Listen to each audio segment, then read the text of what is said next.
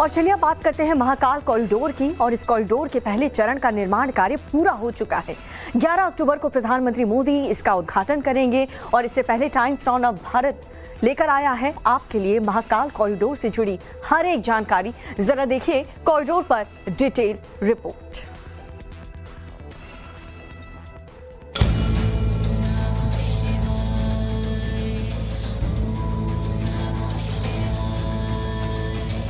पहले राम मंदिर निर्माण की नींव, केदारनाथ धाम में आदि गुरु शंकराचार्य की मूर्ति का शिलान्यास, फिर काशी विश्वनाथ का कॉरिडोर,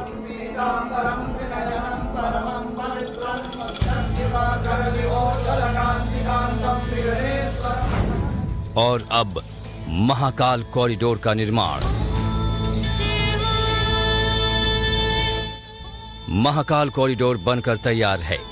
11 अक्टूबर को पीएम मोदी शिव भक्तों को एक और तोहफा देने जा रहे हैं। इसी दिन पीएम इस कॉरिडोर का उद्घाटन करेंगे।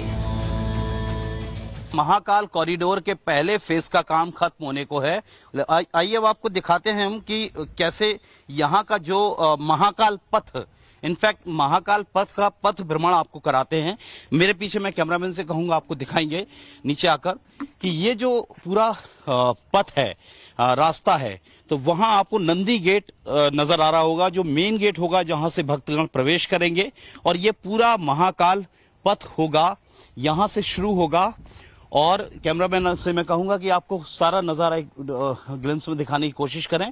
तो ये पूरा एक पथ होगा जहां से भक्तगण प्रवेश करेंगे और यहां से ये जो महाकाल पथ है वो वहां तक जाएगा, तकरीबन 200-300 मीटर की दूरी तक। ये बड़े बड़े खंबे यहाँ पर खूबसूरती से सजाए गए हैं, लाइटिंग की पूरी व्यवस्था की गई है। महाकाल दरबार के प्राचीन वैभव को जगाने के लिए मध्य प्रदेश की सरकार काशी विश्वनाथ की तर्ज पर ही महाकाल कॉरिडोर बना रही है। इस कॉरिडोर के बनने के बाद राज्य सरकार हिंदुत्व का परचम लहराएगी। 11 अक्टूबर को पीएम कॉरिडोर का उद्घाटन करेंगे। कॉरिडोर का बजट 750 करोड़ रुपए का है। पहले चरण के निर्माण में 350 करोड़ रुपए खर्च हुए हैं। दूसरे चरण में 200 करोड़ रुपए खर्च होंगे। 920 मीटर लंबा खूबसूरत कॉरिडोर का निर्माण हो रहा है। इसमें राज्य सरकार 500 करोड़ रुपए खर्च कर रही है और केंद्र सरकार 200 करोड़ रुपए खर्च कर रही है। पूरे कॉरिडोर का बजट 750 करोड़ रुपए का है। मंदिर में एंट्री के लिए 5 रास्ते बनाए गए हैं। उज्जैन कॉरिडोर में 108 खूबसूरत स्तंभ बनाए गए हैं। 15 फीट ऊंची दीवार पर शिव पुराण के श्लोक लिखे गए हैं। जो आदि हैं, जो अंत है, जो त्रिदेव हैं, देवों के देव हैं, उन्हीं महादेव की नगरी उज्जैन में 11 अक्टूबर को इतिहास लिखा जाएगा। विशालकाय कॉरिडोर शिव भक्तों के लिए किसी बेहतरीन अनुभव से कम नहीं होगा। मेनली 4 कंपोनेंट हैं। पहला 450 गाड़ियों की सरफेस पार्किंग है और उसके ऊपर सोलर पैनल्स भी हैं, जिससे कि इस पूरे एरिया का जो परिसर का हमारा एरिया है उसकी लगभग 80-90% जो इलेक्ट्रिसिटी है उसकी सप्लाई वहां से हो जाया करेगी।